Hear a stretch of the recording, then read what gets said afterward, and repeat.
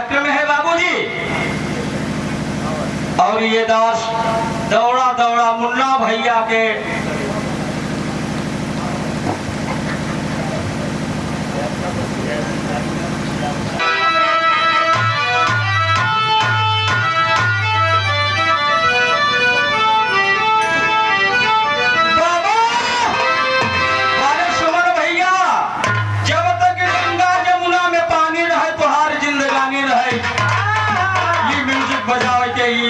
भक्त दास के तरफ से एक भाव है गया।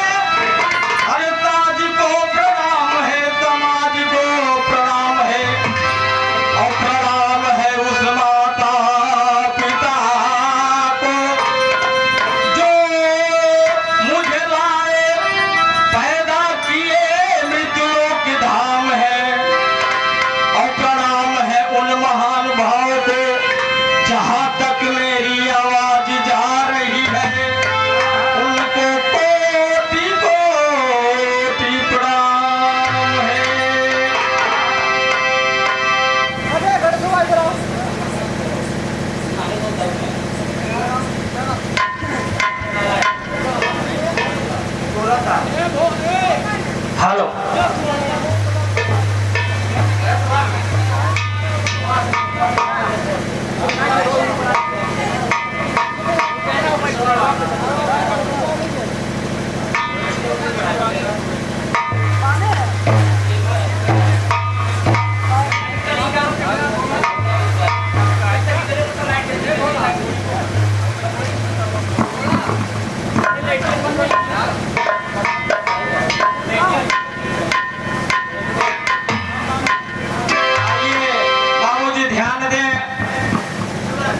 ये दास के मुखार बिंदु से त्रुटियां हो सकती हैं।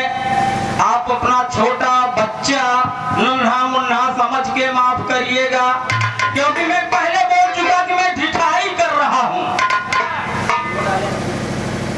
आइए गीत क्या है कि जिस समय मर्यादा पुरुषोत्तम रामचंद्र जी अयोध्या को लौट आते हैं, भारत को राजगद्दी दे दिए, जिसको जो देना था दे दिए, लेकिन हनुमान जी भी बैठा रहे।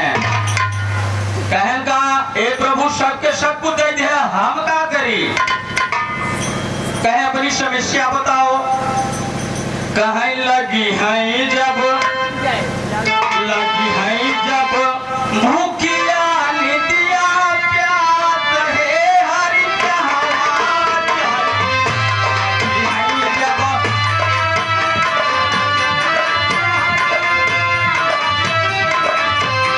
लगी है जब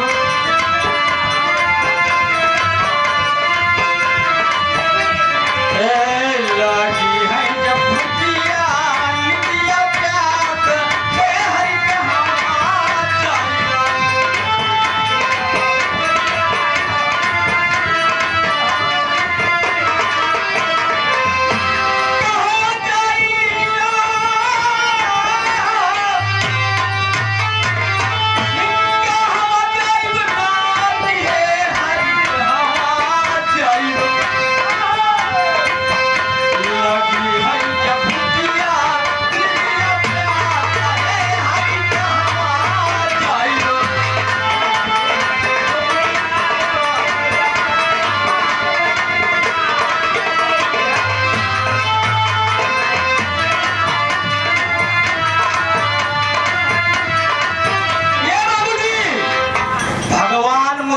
बताते हुए क्या बोलते हैं, कहते हैं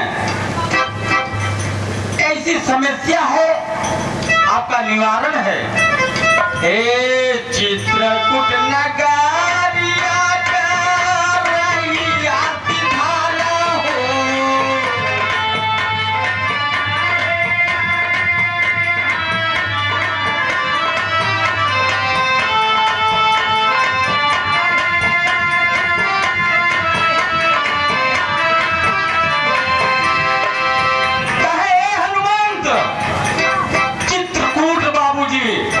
चित्रकूट के लिए उनको आदेशित हुआ।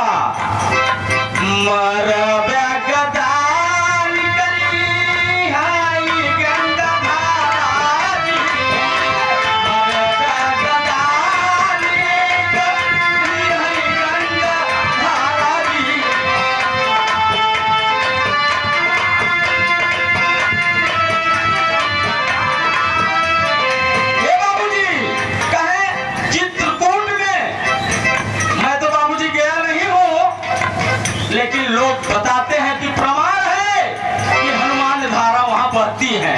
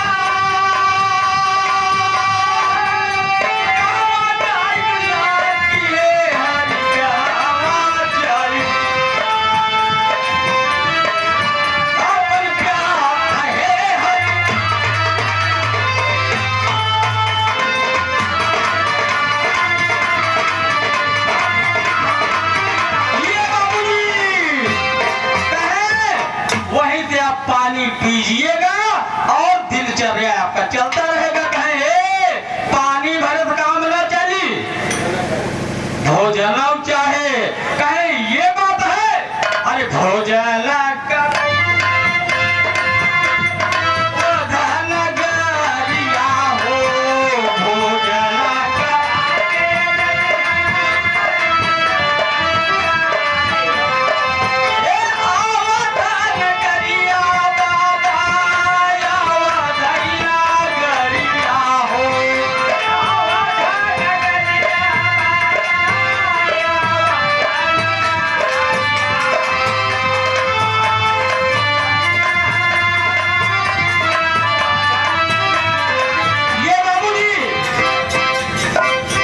बहुत बड़ी माया हमारे गुरु के कर कमलों द्वारा, गुरु के हाथ से बहुत भाग्य से दक्षिणा मिलती है और इस दक्षिणा को लक्ष्मी हमारे पुर में बसे।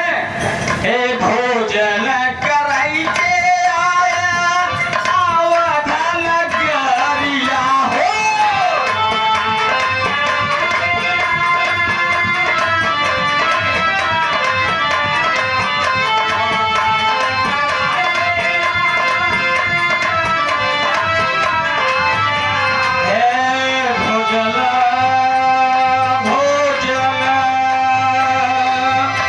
भोजन बना